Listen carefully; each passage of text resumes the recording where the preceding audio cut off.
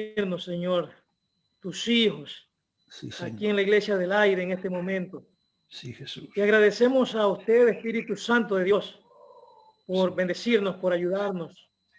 En esta noche sea abierta nuestra mente, nuestro corazón para recibir Oh, la enseñanza de tu palabra, Señor. Rogamos que bendigas al apóstol Ponce, Señor. Y gracias por darle esa sabiduría, esa habilidad, Señor, ese don, para poder enseñar también a los demás. Padre, ponemos este tiempo en tus manos y atamos a todo espíritu inmundo que quiera perturbarnos en esta noche, Señor. Oh Padre Celestial, que la conexión del Internet sea maravillosa para que no falle en nadie. sí, Señor, en el todopoderoso nombre de Cristo, sí, te agradecemos por este tiempo, Señor, y recibimos tu palabra en Cristo Jesús. Amén. Amén, gloria a Dios. Bueno, muy bien. Dios ha sido bueno y nos ha permitido estar hoy aquí. Y bueno, yo agradezco la presencia de todos en este día. Espero que todos puedan escuchar sin mayores complicaciones. En algunos lugares puede haber un poco de delay propio de las conexiones de Internet. Hay países con serios problemas de Internet. Hay países con serios problemas de Internet. Hay países, lugares de Venezuela que se han comunicado conmigo que a la noche les cae la luz o les cae el Internet y se quedan sin Internet o sin luz. Hay ministros que no han podido conectarse por esas razones. Y bueno, Dios quiera que pronto puedan solucionar esas situaciones que no son para nada agradables. Muy bien, vamos a comenzar con la primera parte de Pentecostalismo. Vamos a ver si podemos hacerlo en dos clases, una este miércoles, hoy, y la siguiente la semana que viene. Recuerden que son 2 horas intensas. Cuando se corte la transmisión, si se corta, vuelven a conectarse inmediatamente en el mismo link que se les envió, ¿ok? Se vuelven a conectar hasta completar las 2 horas. ¿Está? Bien. El miércoles que viene haremos lo mismo.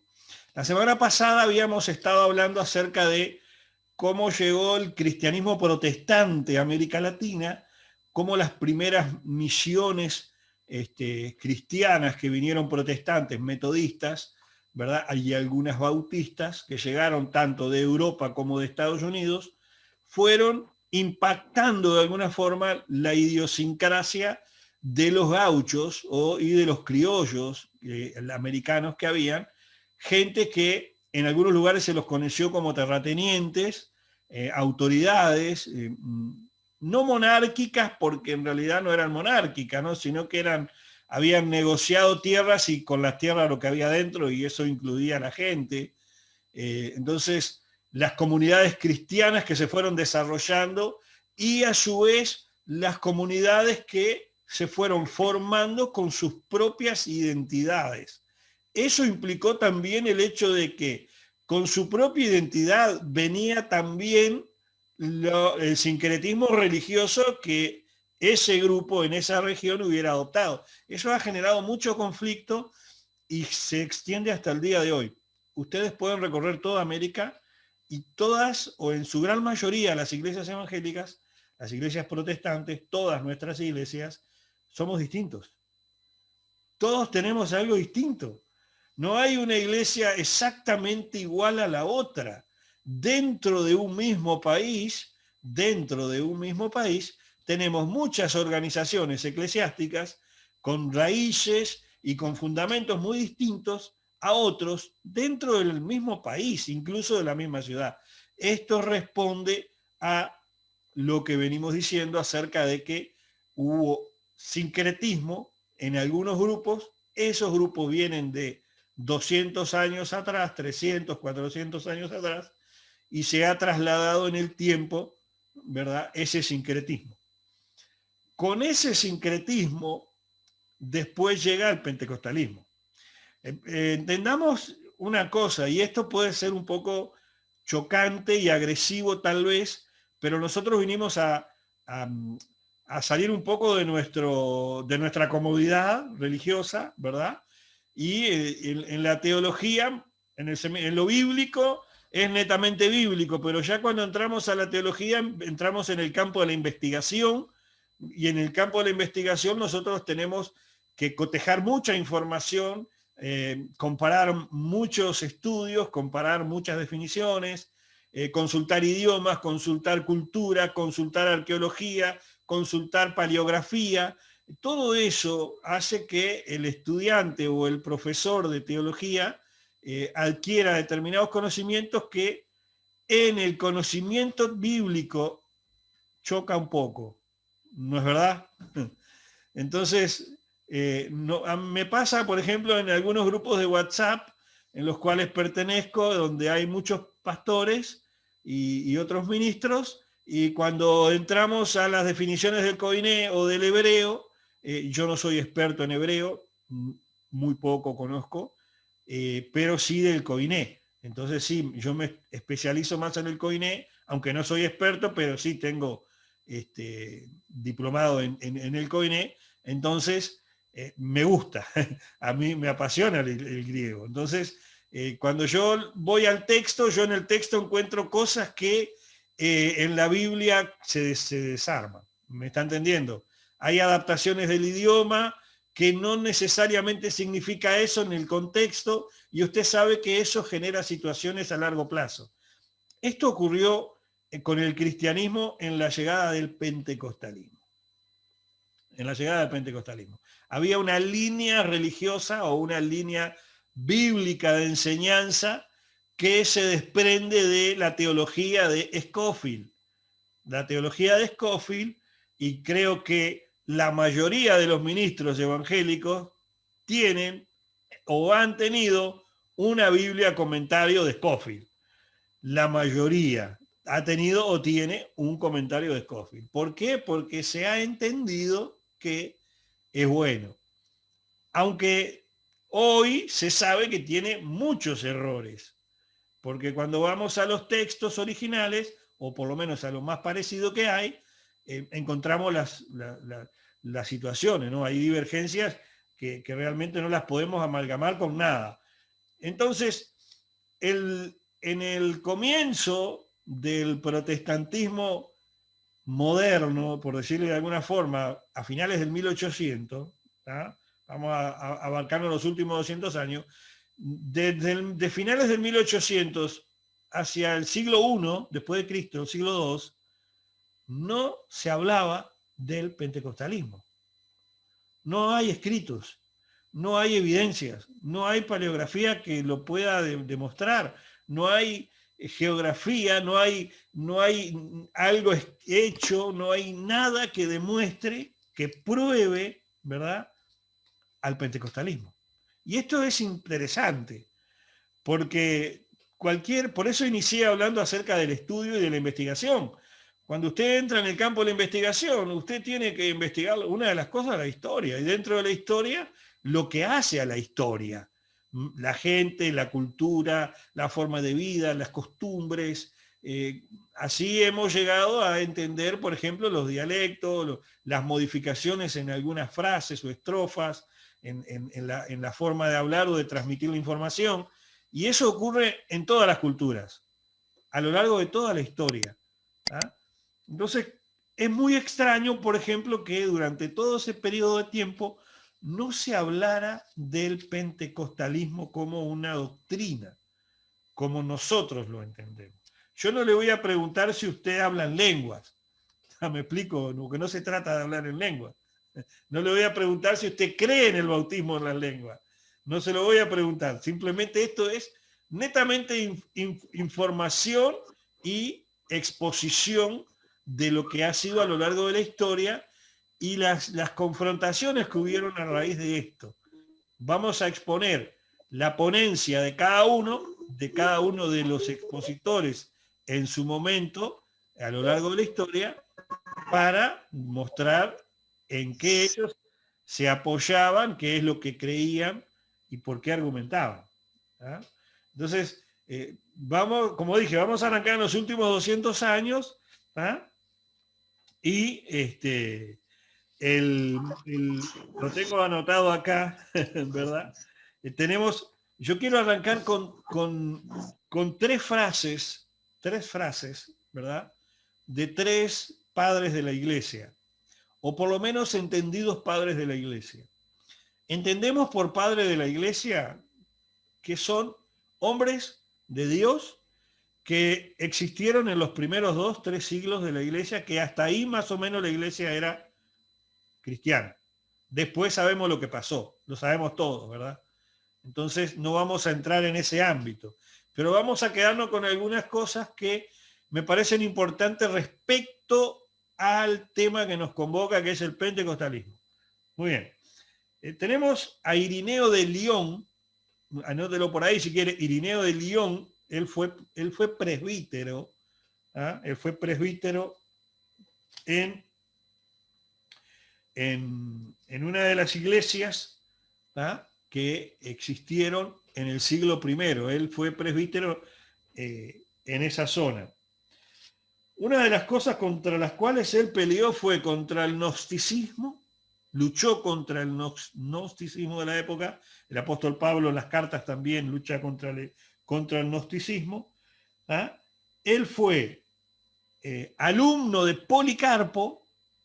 Policarpo aparece en las cartas de Juan. ¿Ah? Él fue alumno de Policarpo y de Juan. O sea, viene a ser discípulo, la segunda generación de discípulos de Juan. Porque Policarpo fue discípulo de Juan. O sea que estamos hablando de, usted es Juan, usted es el pastor, levanta un obrero y ese obrero levanta un siguiente obrero antes de la culminación de su ministerio. Estamos hablando de una historia muy fresca. O sea, estaba muy reciente los hechos. Si yo estoy en la iglesia del pastor Javier o en la iglesia del pastor Marvin, ¿verdad? Seguramente voy a encontrarme con alguien que lo conoce hace 30 tal vez años y se va a acordar de algo de Dios de hace 30 años. Bueno, eso se transmitió muy fresco en un pequeño periodo de tiempo. Y referente al pentecostalismo, lo que a Irineo de Lyon le llamaba mucho la atención era el don de lenguas y el don de profecías. Irineo fue un defensor del hablar en lenguas y fue un defensor de la profecía en lengua. Él era un defensor del ministerio de la profecía, como un don del Espíritu Santo. Era algo interesante esto, porque muchos lo van a apuntalar como católico, ¿verdad? Hay un montón de cosas, pero nosotros lo que vamos a hablar es la referencia al pentecostalismo. ¿Ah? Entonces, él era un defensor del ministerio profético. ¿Ah? Y otra de las cosas que Irineo también defendió a capa y espada fue que los cristianos, o sea, en el tiempo de Irineo estaban las sectas judías, estaban las sectas de los gnósticos, estaban las sectas que habían de los griegos y estaban los cristianos. Entonces los cristianos querían celebrar la Pascua igual que los judíos el mismo día.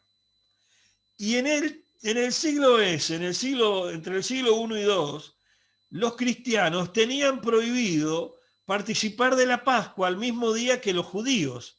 Pero Irineo defendió que los cristianos pudieran participar de la Pascua al igual que los judíos el mismo día.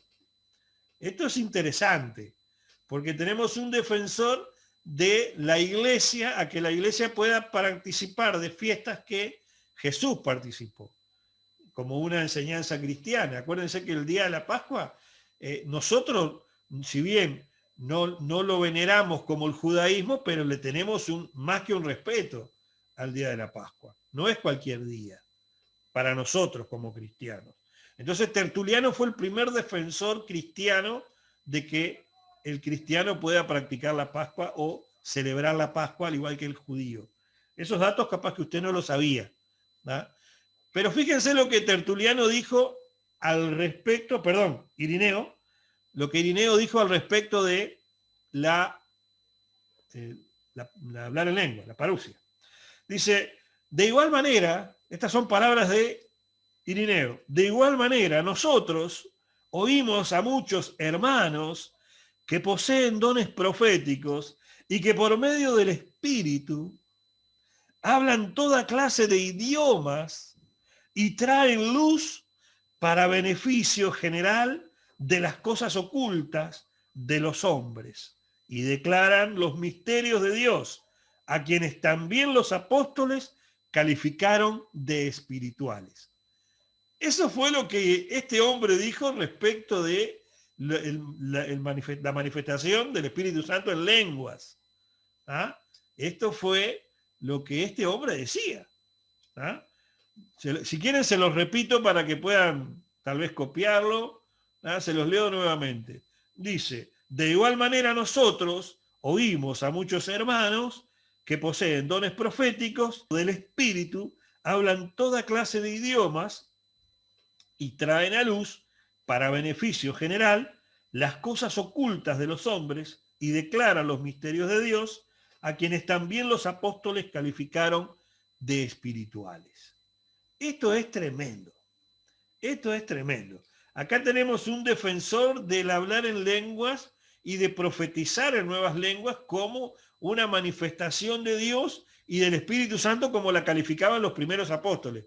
Volvamos a lo que hablé al principio. Desde el punto de vista de la investigación, es un relato muy fresco en la historia del tiempo de los apóstoles. Estamos hablando que los apóstoles recién habían fallecido, tenían muy poco tiempo de haber desaparecido en la tierra, entonces todos sus dichos, todas sus enseñanzas estaban en el aire, estaban palpables. Bien, el siguiente en la lista de personas importantes en la vida cristiana o padres de la iglesia es Tertuliano. Recién se me escapó el nombre porque lo tenía acá. Tertuliano, también ministro conocido como padre de la iglesia, tuvo tanta controversia con el catolicismo que no fue nombrado santo ni nada, ¿no? O sea, fue medio tenido como hereje de alguna forma. ¿Tá? Más bien los ortodoxos, ¿verdad? Y los anglicanos fue los que los veneran o los respetan hasta el día de hoy, y los protestantes, obviamente. Tertuliano dijo lo siguiente. Él dice esto. Mientras hablaba con Marción, dijo lo siguiente. Marción es un teólogo de la época. ¿Ah? Para los que no lo conocen, está bueno que tomen nota de pronto de los nombres y después lo googleen, porque pueden sacar buenas notas sobre eso. Dijo lo siguiente. Tertuliano dice, que presenten profetas como los que han hablado, no por sentido humano, sino por el Espíritu de Dios. Como los que han predicho lo porvenir y han puesto de manifiesto los secretos del corazón, que presenten un salmo, una visión, una oración, solo que sea por el Espíritu en un éxtasis, es decir, o transporte, toda vez que una interpretación le ha ocurrido. Esto es tremendo. Esto es tremendo. Está exaltando y está honrando el hecho de que por el Espíritu de Dios los hombres profeticen lo que va a venir, manifestando los secretos del corazón. Aquí esto hoy lo podríamos llamar en la jerga moderna, por lo menos acá en el sur, el don de revelación, como le dicen por acá, manifestar lo que hay en el corazón, pero ya Jesús lo practicaba. Los evangelios relatan de que Jesús ya sabía lo que la gente pensaba, pero también la palabra nos enseña de que la misma palabra sabe lo que hay en el corazón, discierne lo que hay en el corazón del hombre, en el interior. Entonces esto decía Tertuliano, que a través de un éxtasis o un rapto, ¿verdad? Había una palabra o un salmo, una visión, una oración, solo que sea por el Espíritu. Esta frase es memorable y es uno de los padres de la iglesia. ¿Fueron católicos? La mayoría les va a decir que son católicos. Vamos a dejar de lado la parte religiosa y vamos a dejar a la vista lo que hablaron acerca del Espíritu Santo, que es lo que nos interesa a nosotros, ¿verdad? Lo que hablaron del Espíritu Santo. Porque en las bases de las frases de ellos fue que se levantaron luego las iglesias protestantes que están hoy. Por eso son reconocidos. por el protestantismo. El tercero, ¿sí?, es Agustín de Hipona. Agustín de Hipona ya es un poco más tardío, desde en el siglo IV. ¿Ah? Agustín de Hipona dijo lo siguiente, pero estamos hablando de que 300 años después de que Cristo caminó la tierra, ¿no? Allá por el 360, 380. Dijo lo siguiente: hacemos todavía lo que los apóstoles hicieron cuando impusieron las manos sobre los samaritanos, invocando sobre ellos el Espíritu Santo.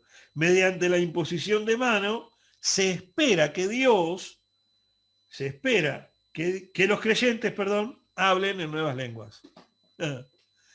Fíjense, hasta el siglo IV seguían creyendo que era posible que los hombres, a través de la imposición de manos, reciban el Espíritu Santo. De eso tenemos evidencia en el Nuevo Testamento. Y tenemos evidencia en el Antiguo Testamento, cuando el espíritu de Moisés pasa a los profetas, cuando el espíritu de Elías pasa a Eliseo, etcétera, etcétera. Tenemos evidencia de que algo ocurre en el mundo espiritual respecto a eso. Pero no es el tema en el que estamos hablando. Estamos hablando netamente del Espíritu Santo. Entonces es bien interesante que tenemos evidencias en la iglesia primera, o la iglesia primitiva, la iglesia temprana, evidencias de que el Espíritu Santo seguía siendo algo importante y que los cristianos podían aún recibir el Espíritu Santo por las manos de ellos, al igual que lo hacían los apóstoles. Y esto es interesante, porque hoy en día el catolicismo y otras sectas no lo aceptan a esto. No aceptan que hoy el Espíritu Santo se pueda recibir por la imposición de las manos. El apóstol Pablo, recuerden que él dijo que avives el fuego del don de Dios que hay en ti, el que recibiste por la imposición de las manos. ¿Se acuerdan? Entonces, es importante, yo creo, como pastor, acá sí, como pastor hablo, que nosotros como iglesia sigamos defendiendo, ¿verdad?, las doctrinas que la palabra nos ha dejado en cuanto a mantener en ebullición el dunamis. O sea, la presencia del Espíritu Santo en nuestra vida. Todo el conocimiento bíblico y todo el conocimiento teológico que nosotros podamos tener no se compara con la presencia de Dios en nuestra vida. No se compara. Porque la presencia de Dios en nuestra vida es lo que cambia nuestra vida. Y es lo que nos catapulta hacia lo que viene. Porque recién ahí me seréis testigos. Cuando haya venido sobre vosotros el Espíritu Santo. Hay mucha gente que pasa por la vida cristiana con un bagaje de conocimiento, pero nunca permitió que el Espíritu Santo haga la obra en él de tal forma de poder ser testigo de Cristo. Uno puede ser testigo de una iglesia, miembro de una iglesia, pero de Cristo. Ahí esa es la clave del gran asunto. ¿Qué es lo que Cristo hace en mí? Eso es el poder del Espíritu Santo. Eso es lo que produce el nuevo nacimiento en nosotros. Entonces, todas estas teorías ha defendido la iglesia siempre. El problema ocurre cuando pasamos de la teoría al hecho. ¿Ah? Entonces, nosotros entendemos que pasamos de la teoría al hecho cuando salimos de Hechos capítulo 2, verso 4, ¿verdad? Y lo trasladamos al siglo XX o XXI. 19, 20, 21, estos 300 años, estos 200 años en los cuales el Espíritu Santo se ha manifestado. ¿Me están entendiendo? Porque ya lo sacamos de la teoría. Hasta ahí fue teorizado el Espíritu Santo. Era como algo que podía pasar. Pero ahora nosotros lo vemos. En la mayoría de nuestras iglesias, nosotros tenemos gente que ha recibido el bautismo en el Espíritu Santo, como algunas iglesias creen, porque no todas las iglesias cristianas protestantes lo creen. ¿Ah? No todas lo creen. Y nosotros lo respetamos. Respetamos la creencia de cada uno en cuanto a esto. ¿Ah? Recordemos que esto es una clase en función de la investigación. ¿Ah? Y tenemos que aprender eso, que no todo va a ser Biblia, ni religiosidad, ni religioso. Hay cosas que van a escapar a lo que nosotros queremos o a lo que nosotros pretendemos que pueda ser. A los que han ingresado en los últimos minutos, en 3 minutos se va a desconectar la transmisión, se vuelven a conectar con el enlace que les envié, ¿ok? Esperan 2 minutos y se reconectan con el mismo enlace para continuar. Abro un paréntesis aquí para que algunos de los ministros que están presentes puedan comentar algo, si les parece, al respecto de lo que venimos hablando en esta última media hora. ¿Se entendió? Si alguien tiene algo que decir respecto a lo que acabo de hablar, al respecto, lo puede hacer. Tenemos 2 minutos para eso.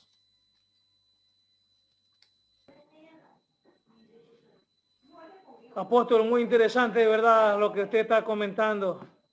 Y bueno,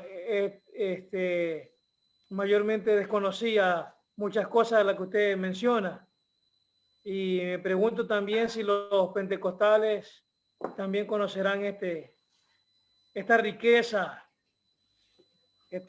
literaria, si así podemos decirlo. Porque conocer la identidad es fundamental realmente en la iglesia cristiana. Conocer la identidad, conocer las raíces, como usted mencionaba bien en la vez anterior, aparte de la cultura, cuando conocemos las raíces, sabemos de dónde venimos. Exacto. Pero conocer lo que está mencionando usted, oye, que es mucho más interesante, ¿no? Porque hablamos del Espíritu Santo, pero la dimensión de vivir en el Espíritu Santo, sí, ser guiados por el Espíritu, eso es lo más que puede resaltarse, ¿no? Claro. Y la iglesia, bueno, no me considero como un conservador total, pero mi inclinación, vengo de una iglesia pentecostal. Yo nunca he hablado en lengua, por ejemplo, ¿no? Pero no por eso digo, ¿sabe qué? No estoy en contra del Espíritu Santo. Mi oración, mi comunión con el Espíritu Santo es cada día. Amén. ¿Sí? Ahí está. Siempre muchos oraron y pusieron sus manos para que yo recibiera el Espíritu Santo y hablar en lengua.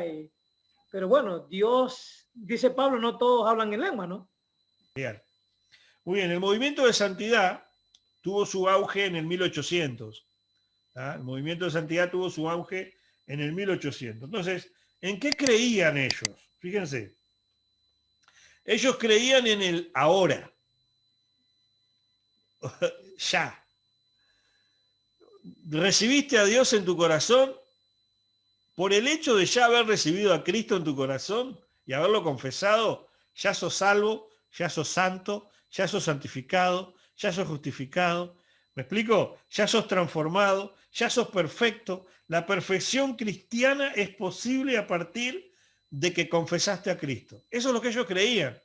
Esto creía el movimiento de santidad. También creía que usted lograba tener todo eso ahora porque el Espíritu Santo se lo daba ahora, en este momento. En eso creían ellos. ¿Ah? O sea que si usted era salvo por el Espíritu Santo, usted recibía la perfección cristiana a través del Espíritu Santo ahora, y la recibía por fe, solo por fe. ¿Ah? Solo por fe. Hay una frase que escribió el que impulsó esta doctrina allá por el 1800, que fue John Morgan,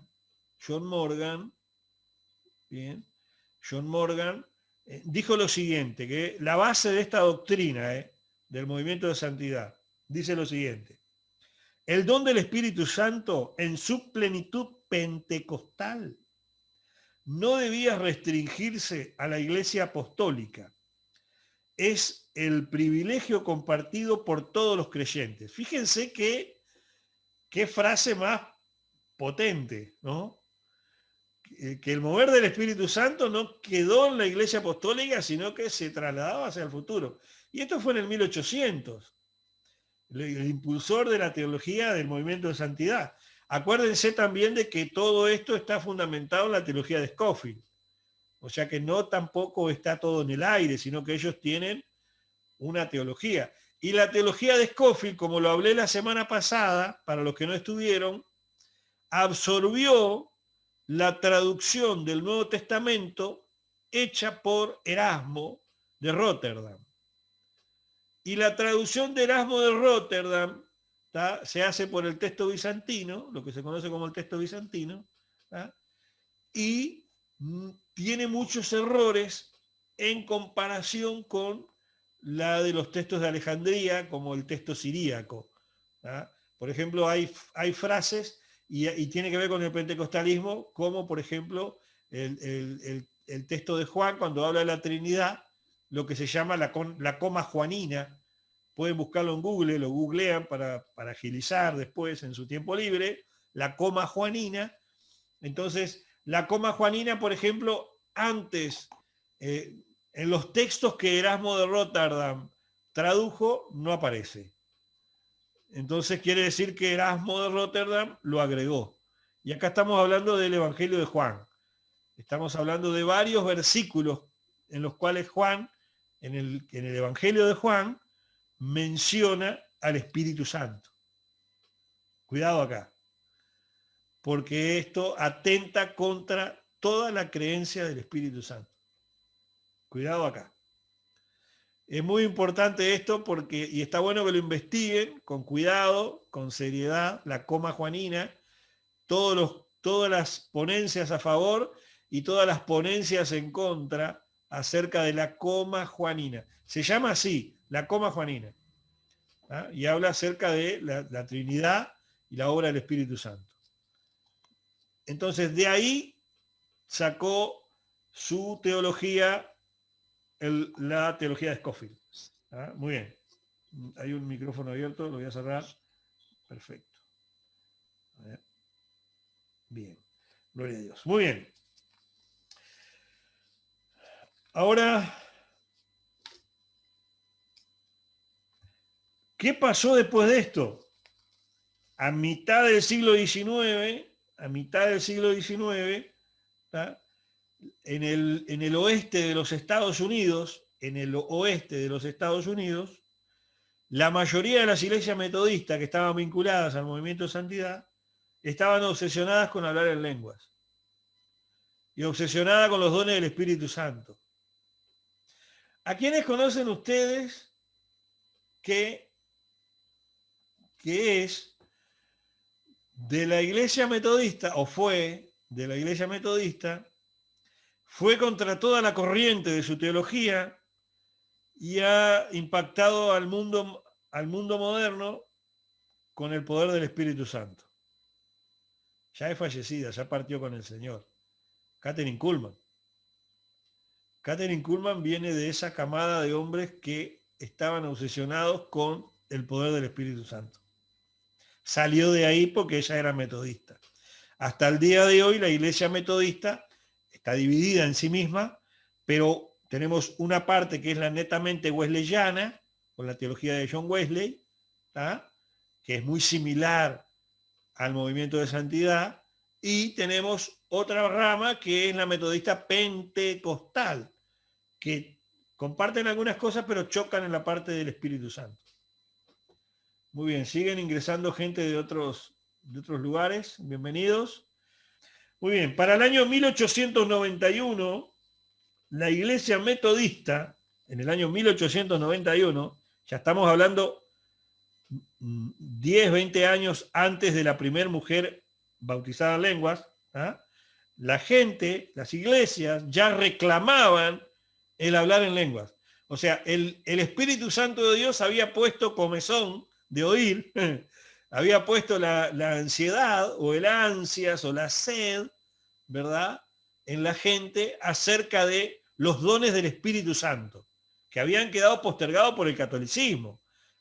Los que se perdieron la clase pasada, después si quieren me mandan un WhatsApp, anoten mi número, más 598 95480 813, más 598 95480 813, me mandan un WhatsApp después, y yo los agrego, porque vamos a reiterar la clase pasada donde hablamos del inicio del cristianismo protestante en América. ¿Ah? Entonces, las iglesias de la época en el oeste de los Estados Unidos, no en el lejano oeste, sino en el temprano oeste, ¿tá? Estaban obsesionadas con los dones del Espíritu Santo. Entre ellas, las más destacadas y las más grandes eran los metodistas. Los metodistas, a diferencia de hoy, estaban hambrientos y sedientos por los dones del Espíritu Santo. ¿Tá? Y habían algunos grupos que estaban enseñando acerca del bautismo en el Espíritu Santo, estaban enseñando acerca de hablar en nuevas lenguas y estaban enseñando a el Espíritu Santo y fuego, una creencia que ha quedado un poco apagada en algunos lugares. Hay una frase muy interesante que se mencionaba, que no sé si la conocen ustedes, que es jeringosa. ¿Conocen la frase jeringosa? Bueno, la frase jeringosa tiene que ver con una forma de hablar de balbuceo mezclado que no se le entiende. Y era una frase en la cual toda la zona de Los Ángeles, ¿verdad? Y toda la zona de California, la gente decía que hablaba en jeringoso. Esa era lo que decían algunos. Después vamos a profundizar un poco en lo que decían algunos cuando esto se comenzó a diseminar. Ya que estamos en California, el primer hombre, habíamos mencionado la primera mujer, pero ahora vamos a nombrar al primer hombre blanco, en California. ¿Ah? No es lo mismo que glosalías, Pastor Marvin, no, porque glosalías son idiomas específicos, el jeringoso no. ¿Ah? Bien, incluso acá en Uruguay y en el Río de la Plata se habla jeringoso. Hay muchos, principalmente los jóvenes, saben hablar ese idioma. Yo nunca lo aprendí. Para mí es una lengua extraña. Pero es una forma de hablar enredada, pero que tiene un cierto significado que no lo entienden todos, solo algunos. ¿Ah? Muy bien. Sigo. A.G.Garr, G-A-R-R, tengo problemas para pronunciar la R. El A.G. Garr fue el primer hombre blanco que hablara en lenguas, ¿ah?, en la ciudad de Los Ángeles, California. En 1905, Parham, este hombre que había hablado en lenguas en fin de año del 1900, el 31 de diciembre, Parham lleva una sucursal de su seminario teológico, de su seminario bíblico en esa época eran, ¿ah?, a la ciudad de Houston, en Texas, y allí es donde tiene como alumno a William Seymour, de quien seguramente todos los que están aquí han oído hablar. ¿Ah? Muy bien. Ahí hay una situación aquí, ¿no? Hay una situación en la cual tengo que poner un énfasis. Es una época de racismo. Es una época entre el 1700 y el 1900 en el cual el racismo estaba muy vivo en esa época. Incluso hasta el día de hoy vemos los grandes problemas que genera el racismo en Estados Unidos. ¿Ah?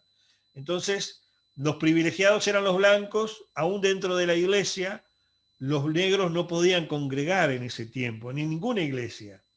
En ninguna iglesia los negros tenían iglesias aparte, no podían juntarse.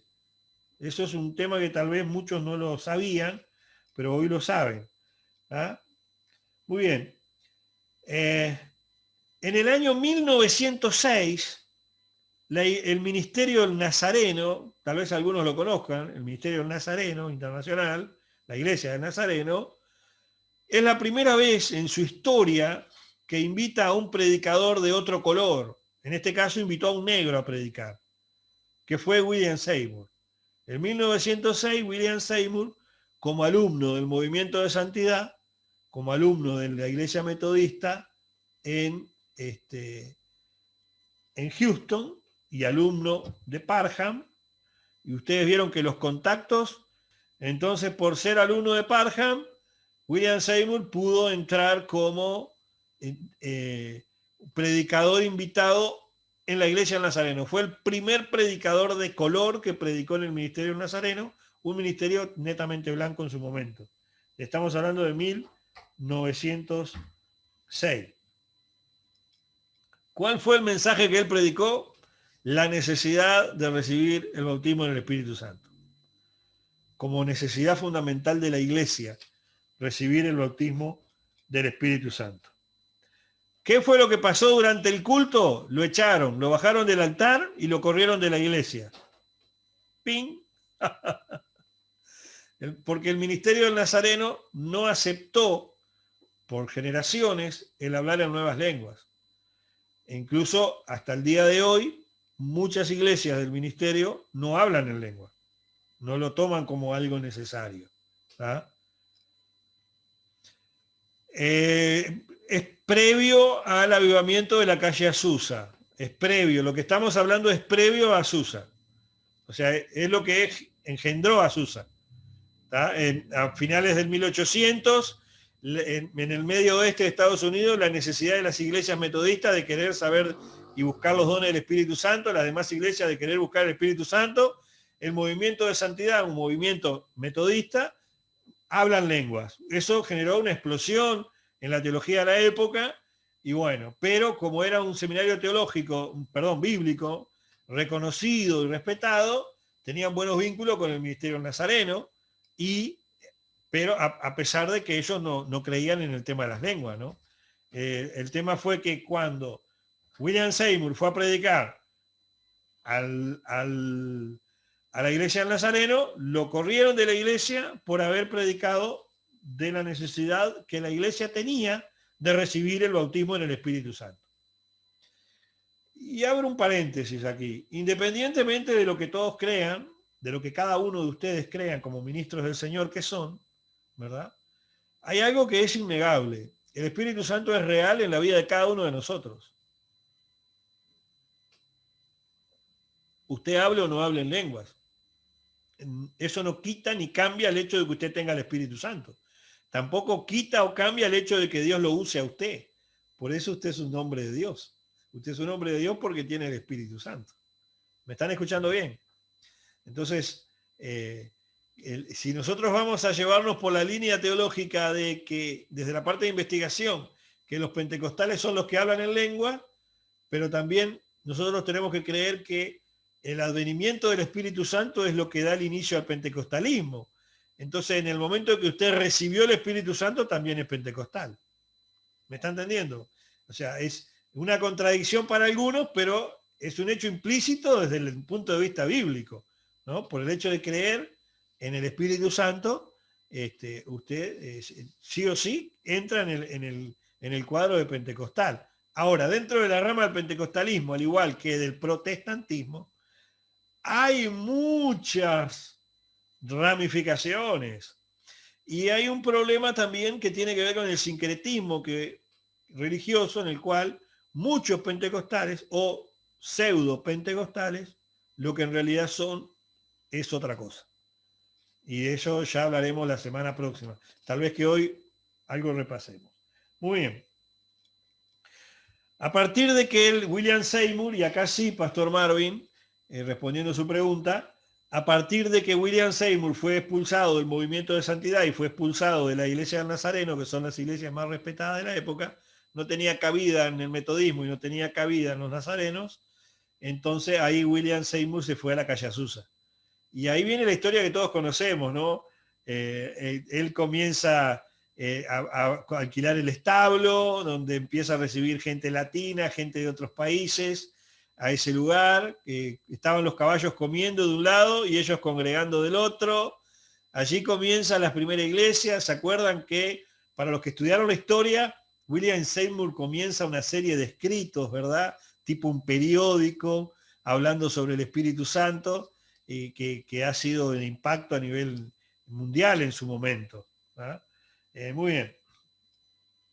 Ahora vamos a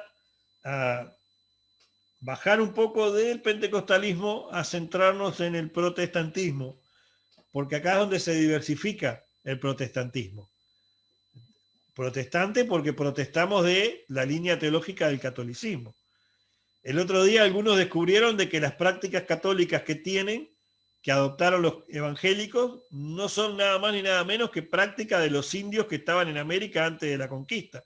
Y eso fue una gran sorpresa para muchos pastores, que no sabían que estaban haciendo cultos indios en sus altares, porque fue fruto del sincretismo religioso. ¿Ah? Entonces, por eso le digo, vamos a repetir esa clase dentro de unos días, para que lo tengan por lo menos toda la información y sepan lo que tenemos, ¿verdad? Muy bien. Una de las cosas que hay en cuanto al protestantismo a lo largo de toda la historia, ¿sabes? Es que, hablando solamente de América, no hay dos iguales. No hay dos iglesias netamente iguales. Todas varían en algo con otra. Y eso tiene que ver también con la identidad cristiana que uno tiene. Con la identidad cristiana que uno tiene.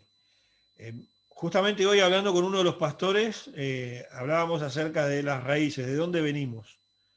Y él me decía, yo vengo de una línea teológica en lo cual para nosotros está prohibido celebrar la Navidad como la celebra todo el mundo. Porque, para empezar, Jesús no nació el 25 de diciembre, ni el 24. Segundo, no había arbolito de Navidad, porque el arbolito es una creación de una secta. Tercero, no había Papá Noel, ¿me explico? Santa Claus, explicando todas esas situaciones como resultado de un sincretismo. Y es verdad, es resultado del sincretismo religioso. El arbolito, Santa Claus, la celebración, todo eso, no se celebró en la iglesia primitiva, ni en el siglo I ni el del III. Fue una cuestión tardía. Eso no es una práctica cristiana, no es una práctica ni siquiera registrada en la Biblia, ¿tá? Porque no se practicaba. En eso, y esto no le gusta a los pastores, no nos gusta a los pastores, los testigos de Jehová tienen razón. Ellos tienen razón en que no hay que celebrarlo, porque no era una práctica aprobada por la iglesia primitiva. No lo hacían. ¿Me están entendiendo? No lo hacían. La iglesia primitiva hacía más énfasis en celebrar la Pascua que en celebrar el nacimiento. Interesante, ¿no? En fin. Muy bien. Una de las doctrinas en las cuales se ha fundamentado el protestantismo es en la libertad que tenemos nosotros, y acá entra el pentecostalismo, dada por el Espíritu Santo. O sea que una vez que el cristiano recibe el Espíritu Santo, puede recibir las directivas directas de Dios, porque es guiado por el Espíritu de Dios, apoyados en los textos, como por ejemplo cuando dice, los que son guiados por el Espíritu de Dios son hijos de Dios. Entonces hay quienes por ser cristianos, y usted seguramente conoce a muchos cristianos o creyentes, yo los catalogo de creyentes y no cristianos, que han transitado por nuestras iglesias y que hoy no congregan en ningún lado porque no necesitan congregarse. Porque ellos ya tienen su relación con el Señor y es mejor que la relación que tienen con un pastor. Es más importante relacionarse con el Señor que con el pastor para ellos. Entonces, ellos tienen al mejor pastor. Y gente así conocemos muchísima. Esa misma línea de pensamiento tienen muchos pastores, ¿ah? En que solo ellos tienen la razón o la verdad, porque Dios se las ha revelado. Y esto no es que esté mal, simplemente que esto es lo que ha caracterizado al protestantismo en toda América Latina y le ha dado una identidad. El protestantismo de América Latina es distinto al protestantismo americano y es distinto al protestantismo europeo y es distinto al protestantismo en la zona oriental de Oriente Medio o en la zona del Oriente más amplio, ¿no? La zona de Asia. Yo conozco pastores de Bután, por ejemplo, tengo amigos en Bután, allá al lado de la India, de la China, y en el medio de las montañas, y ustedes ven la forma en que ellos practican su fe y usted va a decir, pero eso no es de Dios, es su forma de fe. ¿Me está entendiendo? Entonces nuestra identidad y la que se ha esparcido en nuestras vidas, esa es la que practicamos y enseñamos generación tras generación. Y eso es lo que ha marcado de alguna forma las pautas del protestantismo a lo largo de toda la historia. Hay algunos puntos en los cuales la mayoría concuerdan y hay los mismos puntos que han generado grandes debates dentro del cristianismo. Uno de ellos es justamente el hablar en nuevas lenguas, como evidencia principal de haber recibido el bautismo en el Espíritu Santo o como evidencia de tener a Dios. Jesús dijo, por su fruto los conoceréis, a los que son verdaderamente sus discípulos. Yo siempre digo y lo enseño de esta forma, yo me considero pentecostal, pero antes que pentecostal yo me considero un discípulo del Señor. Y si todavía no alcancé la medida, espero alcanzarla. Yo me considero cristiano antes que cualquier otra cosa, seguidor de las enseñanzas de Cristo. Vamos a continuar y ya la tercera etapa, la tercera y última tanda de la clase, los últimos 40 minutos, que van a ser menos de 40 minutos. Vamos a redondear un poco. Así que dijimos que el pentecostalismo es un movimiento que surgió a partir de la ansiedad, las ansias que habían en los metodistas de finales del 1800 hasta inicios del 1900 en los dones del Espíritu Santo. Algo que generó conflictos con ministerios que ya estaban en su época, como el ministerio nazareno, que no los aceptaba. Como movimiento religioso, se los llamó de la siguiente forma al movimiento pentecostal en sus inicios. Se los llamó como una religiosidad ritualizada y sacramentalizada. Así se lo llamó. Y después, desde el punto de vista, desde el estudio de la ciencia, de la psicología y del humanismo, han dicho que se lo caracteriza o define únicamente por una doctrina, que es el hablar en lenguas. La mayoría creen en que se definen pentecostales por hablar en lenguas. Lo hablamos hace unos minutos. Entonces, una de las cosas que deja de lado el centrarse únicamente en el hablar en lenguas, deja de lado lo que el catolicismo llama Corpus Christi, que sería la teología de Cristo. La mayoría de los grupos pentecostales, a diferencia de otros grupos protestantes, ha optado, como dije al principio de esta clase, ha optado por seguir lo que creen que Dios les dijo y de ahí tomar su propia doctrina y de ahí sacar sus teologías. Y no profundizar en el conocimiento de la palabra, ni estudiar, ni formarse académicamente. Ustedes van a ver que, entre comillas y con todo respeto, hay muchos analfabetos que son pastores. Analfabetos del conocimiento bíblico o del conocimiento teológico, estamos hablando. Muchos no han podido, y conozco y tengo buenos amigos, gente que quiero mucho y respeto mucho, conozco muchos ministros que tienen grandes iglesias, que apenas cursaron la escuela primaria y han tenido poco roce con la teología o con el conocimiento teológico y hoy son alumnos míos. O sea, algunos son alumnos míos hace 3 años, por ejemplo, de esos pastores que no han tenido oportunidad. Y aclaro, yo no cobro por dar las clases. Se lo doy por amor, porque creo que tienen que saber. En fin. Ahora, si nos vamos a lo que es la historia y la parte teológica y doctrinal, el pentecostalismo nació en la iglesia metodista. Y ahí van a decir muchos pentecostales, yo no soy metodista. Bueno, hermano, dígame, si usted no es metodista, entonces el pentecostalismo no pudo haber nacido en el metodismo. Pero la historia dice que el pentecostalismo nació en la iglesia metodista americana. Nació ahí. Y generó lo que se conoce como el primer avivamiento, ¿no? avivamiento o revival, como se le llamó en su época, revival, en el idioma local. Ahora, hay dos pentecostalismos. Uno es el latino y otro el anglosajón.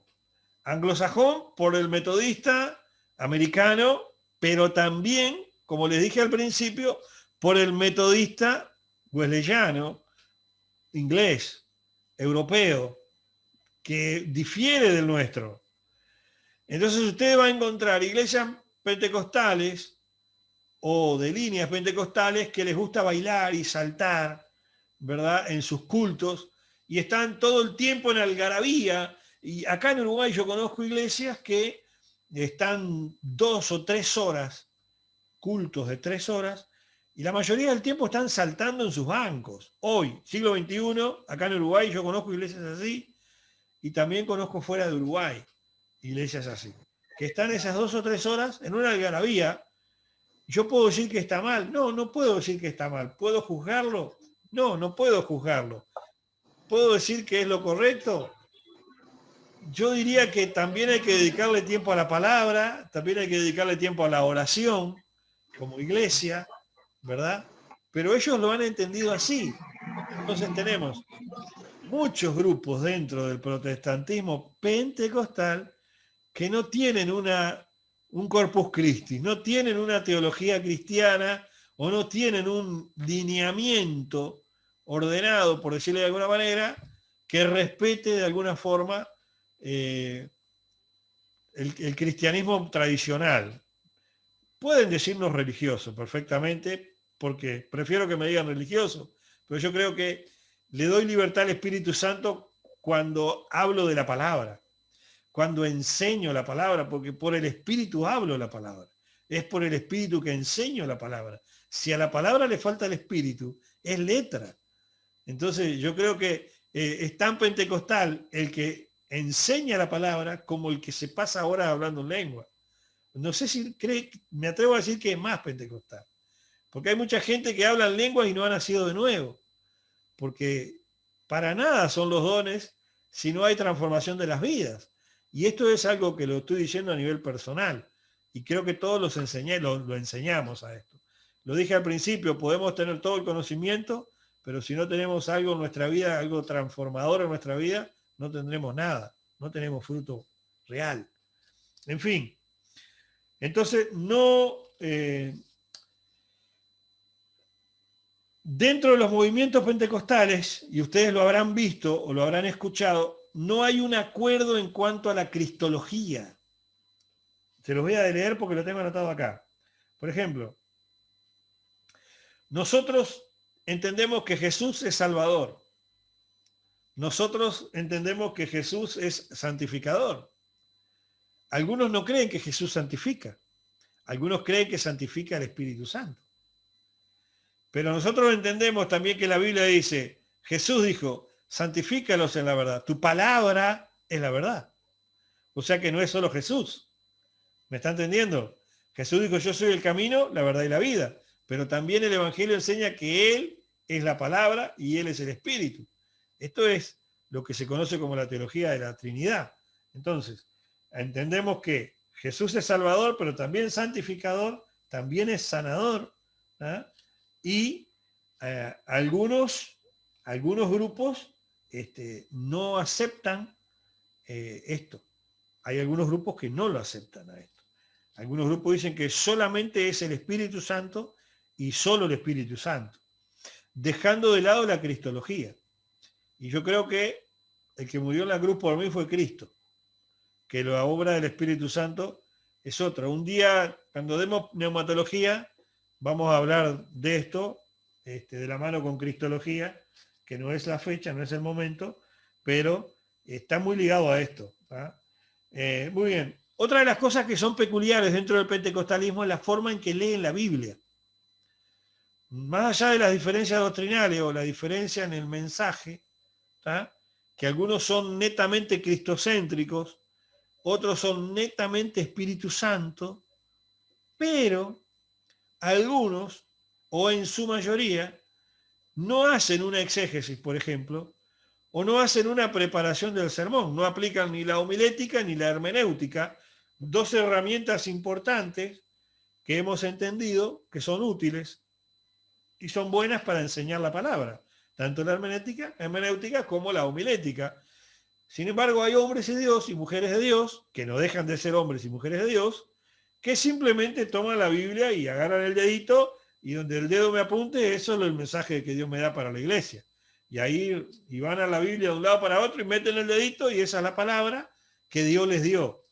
Históricamente eso se sigue haciendo en muchas iglesias, ¿verdad? Como una práctica común, y por lo general los pentecostales son los que más practican esto de que Dios me lleva el dedito al texto que voy a enseñar, sin aplicar una teología o una hermenéutica o una homilética o una exégesis. ¿Ah? Esto es muy normal dentro de lo que es el pentecostalismo. Muy bien. Ellos entienden que, la mayoría de los pentecostales entienden que la obra del Espíritu Santo y el hablar en lengua son dos cosas distintas. Muchos entienden esto, que sos pentecostal solo cuando hablas en lengua, que la obra del Espíritu Santo es otra cosa, va solamente en la parte de la regeneración y los frutos, y no tanto en el hablar en lenguas. Como hablaba hoy el pastor Javier, que algunos le decían que porque no hablan lengua no es pentecostal. Eso sigue siendo una característica del pentecostalismo, no así de los demás grupos. Todos los demás grupos entienden, o los protestantes entendemos, que somos protestantes, somos cristianos y somos hijos de Dios, en general, ¿verdad? Pero el pentecostal dice, nosotros somos pentecostales y los demás no, y ya está. Entonces eso es un poco, y es peligrosa la palabra que voy a decir, es roza el sectarismo. Hablando en teología y hablando por los términos a nivel ya académico, roza el sectarismo. El judaísmo también roza el sectarismo, cuidado, por el hecho de que dicen solamente esto es la verdad. Cuando solamente esto es la verdad, roza el sectarismo. Cuando nosotros tenemos a un Cristo vivo que dijo, yo soy la verdad. Es un ser vivo, no estamos hablando de algo escrito o hecho o creado. Bien, entonces, le vamos a dar algunos textos que los pueden anotar.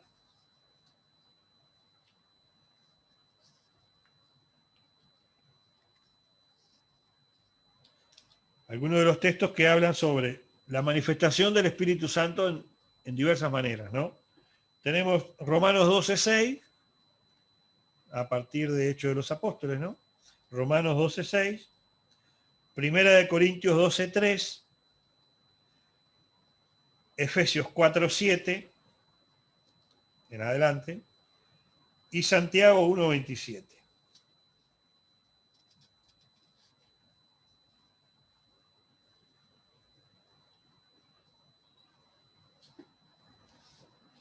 ¿Se entendió? Esos textos hablan ampliamente de las manifestaciones del Espíritu Santo, en las cuales se fundamentan la mayoría de los grupos pentecostales, ¿ah? En la cual se sustenta la teología pentecostal. Porque es una teología, aunque no está argumentada, digamos, como tal, porque en sí misma ella es un montón de desorden, ¿ah? Porque no hay una línea, no siguen entre los grupos pentecostales, no se sigue una misma línea, sino que son todos diferentes. Es difícil armar una teología con algo que no tiene orden. ¿Ah? Muy bien. Una de las cosas que ha ocurrido ya más acá en la historia, a partir del año 1970, es que las iglesias pentecostales han servido de refugio a las masas a todo nivel. A todo nivel. Son los grupos que han crecido más rápidamente, históricamente hablando. Los grupos pentecostales son los que más han crecido y los que más personas de diferentes etnias, por decirlo de alguna forma, o tribus sociales, han recibido. Históricamente, ya desde 1906, 1909, con William Seymour, donde recibía a extranjeros en sus iglesias. ¿Ah? Muy bien. Ahora fíjense, algo muy interesante que se desprende en las iglesias a partir de o hasta 1970. ¿Ah? Que se ha comparado los cultos evangélicos pentecostales con chamanismo o xamanismo, ¿ah? Y las danzas que algunos hacen también se ven en grupos o grupos tribales anteriores al 1600. Entonces, acá viene lo que hablamos al principio de la charla respecto al sincretismo religioso. Se ha trasladado en lo espiritual prácticas indias, ha atravesado la historia cristiana, ha atravesado el protestantismo que se desarrolló en América y el pentecostalismo lo ha absorbido. Entonces usted va a tener en iglesias pentecostales mujeres y hombres dando vueltas, rodando como si fueran un espiral, y usted va a ver macumberos, brujos girando de la misma manera, indios en África girando de la misma manera, y va a encontrar en la cultura y en la arqueología y en la paleografía escritos que hablan acerca de indios que giraban de la misma manera. Entonces, acá de qué estamos hablando, de que esto posiblemente sea simplemente resultado de un sincretismo religioso y no de una manifestación del Espíritu Santo. Acuérdense que estamos hablando desde el punto de vista de la investigación, porque ¿qué es lo que hace un buen estudiante y un buen investigador? El investigador y el estudiante no toman partido en ningún lado, simplemente analizan los hechos. Nosotros estamos exponiendo los hechos, ¿verdad?, que demuestran la historia a todo nivel y lo que se manifiesta dentro, en este caso, del pentecostalismo. En la clase anterior y en la otra hablamos de que hay prácticas de los indios anteriores al 1400 que los católicos tuvieron que asumir para poder unirlos a la tradición del catolicismo y así explotar sus riquezas y su mano de obra, ¿ah? Siendo los jesuitas, como hablamos el otro día, los que lograron tener mayor éxito en captar a la gente y formar iglesias en Paraguay y en Brasil de más de 160.000 personas. Tenían congregaciones indias cristianizadas de más de 160.000 personas. Mega iglesias, estamos hablando del 1500 y algo, en zonas de Paraguay y en zonas de Brasil, 1600 y 1700, habían iglesias de casi 200.000 personas, formadas por tribus, por gente de las tribus, de las diversas razas. Muy bien. Avanzamos ya para el final. ¿Cuál es una de las cosas que ha caracterizado al cristianismo desde sus inicios? Piénsenlo. Ha sido el liderazgo. Si usted analiza el andar de Jesús, Jesús fue el líder por excelencia, y lo que Jesús hizo fue levantar 12 líderes, haciendo algo cíclico o recurrente, o si queremos decirle espejo, con la teología del judaísmo o de la ley, donde nosotros tenemos representados en el judaísmo 12 jueces, uno por cada tribu de las 12 tribus, y Jesús levantó 12 apóstoles que después van a ser, como dice la palabra, 12 jueces que se van a sentar en sus 12 tronos para juzgar a las naciones. O sea, esto es tremendo, porque acá hay algo muy interesante a estudiar para el que le guste estudiar este tipo de cosas, ¿no? En lo que tiene que ver con la hermenéutica y también acá lo que habla de los últimos días, ¿no? Entonces Jesús lo que levantó fue 12 líderes, a los que llamó apóstoles. 12 líderes a los que llamó apóstoles. Y estos fueron los que dieron inicio a la iglesia.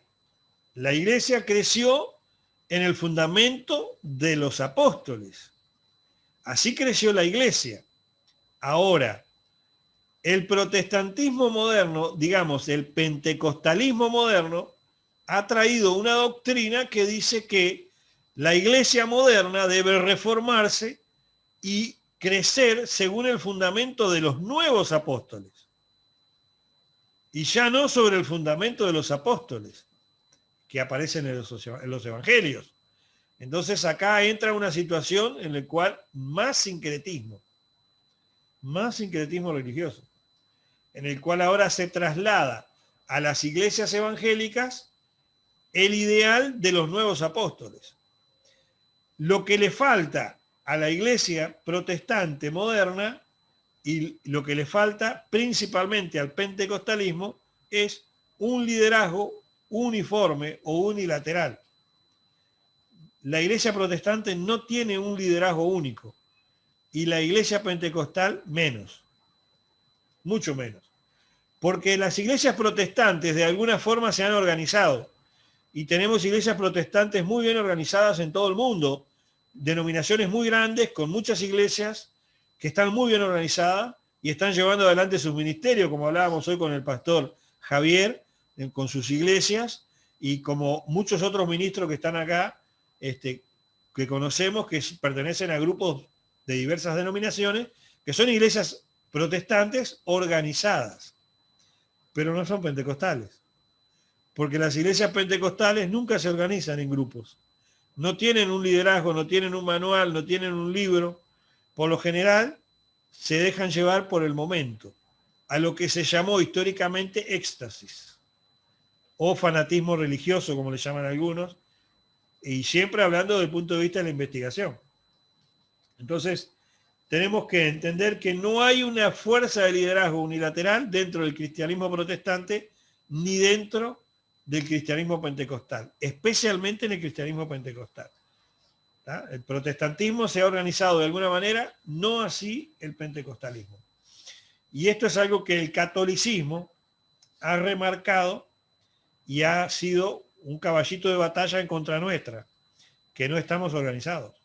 Todos tenemos un librito aparte, o cada uno de nosotros sigue su doctrina, o su enseñanza, o la línea de pensamiento de su ministerio, al cual pertenece o en el cual nació.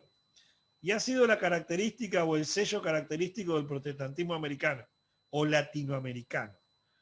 Ustedes saben muy bien que el protestantismo europeo es muy bien organizado y el protestantismo americano es muy bien organizado. Tenemos perfectamente los metodistas, los nazarenos y las asambleas. De ahí después tenemos la Iglesia de Dios, las iglesias de Dios, que son varias, ¿tá? Y tenemos otros grupos como los menonitas, que también han surgido, que son grupos organizados. Dentro del protestantismo también tenemos en Europa otros grupos metodistas, ¿verdad? Y otros grupos que han surgido, luteranos, por ejemplo, calvinistas o hugonotes, que también son cristianos organizados. Pero cuando llegamos al pentecostalismo, se terminaron los libros. Se terminó todo. Entonces aquí nosotros enfrentamos una iglesia que es, o sea, enfrentamos desde el punto de vista de estudio, ¿no? Nos enfrentamos a una ideología o una línea de pensamiento básicamente analfabeta y básicamente desorganizada. ¿Significa que yo como pentecostal soy analfabeto? No, porque yo tengo una maestría y pienso hacer el doctorado. Simplemente que estamos hablando en líneas generales cómo ha sido el desarrollo desde sus inicios hasta hoy. ¿Qué es lo que ha ocurrido en los últimos 20 o 30 años? Es que ministros pentecostales, ¿ah?, de muchas denominaciones protestantes organizadas, ¿ah?, han empezado a estudiar y se han empezado a formar. Y hoy tenemos pentecostales que son doctores en teología, en diversas ramas de la teología. Y eso es bueno. Eso es bueno porque nos deja a futuro una iglesia protestante bien educada, bien formada, que ya no somos ignorantes. La sociedad o las sociedades de nuestros países ya no nos ven como ignorantes. Tenemos doctores, tenemos científicos en nuestras filas que antes no teníamos. Antes éramos unos ignorantes. Yo recuerdo en los 80 y en los 90 éramos unos ignorantes. Ahora no. Ahora ya no. En la mayoría de nuestros países latinos tenemos hombres y mujeres de Dios de diversas edades y de diversos trasfondos culturales y sociales y económicos que se han, como decimos acá en el Río de la Plata, quemado las pestañas formándose, estudiando, queriendo conocer. Como hoy yo celebro todos los ministros, hombres y mujeres que se han conectado para tener una clase conmigo y poder aprender algo más. ¿Es lo mejor? ¿Es lo absoluto? ¿Es todo? No. Yo no tengo ni lo mejor, ni lo absoluto, ni todo. Yo tengo algo. Y como dice la palabra, lo que tengo te doy. Y espero que te sea de edificación y te sea de bendición. Y lo mismo puede hacer de tu vida hacia otra vida. Que pueda ser de edificación a otro.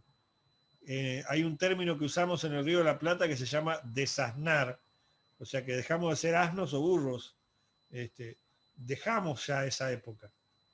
La iglesia, creo yo, desde mi óptica, la iglesia entró en una nueva etapa, en un nuevo nivel de crecimiento espiritual a partir del conocimiento de la Escritura, en el cual estamos viendo muchos de los llamados pentecostales que ahora son, de alguna forma, no dejan de ser pentecostales, pero se alinean más al protestantismo clásico que se ha organizado y ha estudiado. Y tenemos un nuevo nivel eclesiástico, si quisiéramos decirle. Hoy tenemos hombres y mujeres de Dios que saben, muchos neopentecostales, bien dicho, Pastor David. No me salía la palabra, estoy cansado.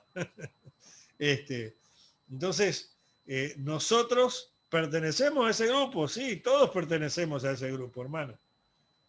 Todos pertenecemos a ese grupo de alguna forma, porque creemos que esto es posible. Así que yo le animo a que nunca deje de permitirse a usted mismo crecer y creer que Dios quiere que usted crezca. Porque algunos piensan que ya tienen todo de Dios.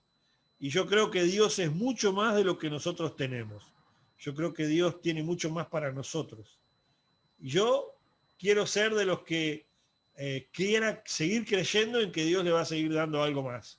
Y espero seguir aprendiendo de ustedes, como de muchos otros, para que el día de mañana pueda levantar a otros y enseñar a otros. Aquí en esta sala hay dos hermanas que son miembros de mi iglesia, y me conocen desde siempre y les he dicho siempre lo mismo. Yo espero que ellas, junto con los miembros de mi iglesia, crezcan y me superen, que logren crecer y superarme, porque no tienen que alcanzar a ser como yo, ni aspirar a ser como yo, porque Dios tiene mucho más. Así que hoy la clase termina acá, les abro los micrófonos, todos pueden participar y quedan 6 minutos y pueden dar su opinión respecto a la clase del día de hoy o su aporte.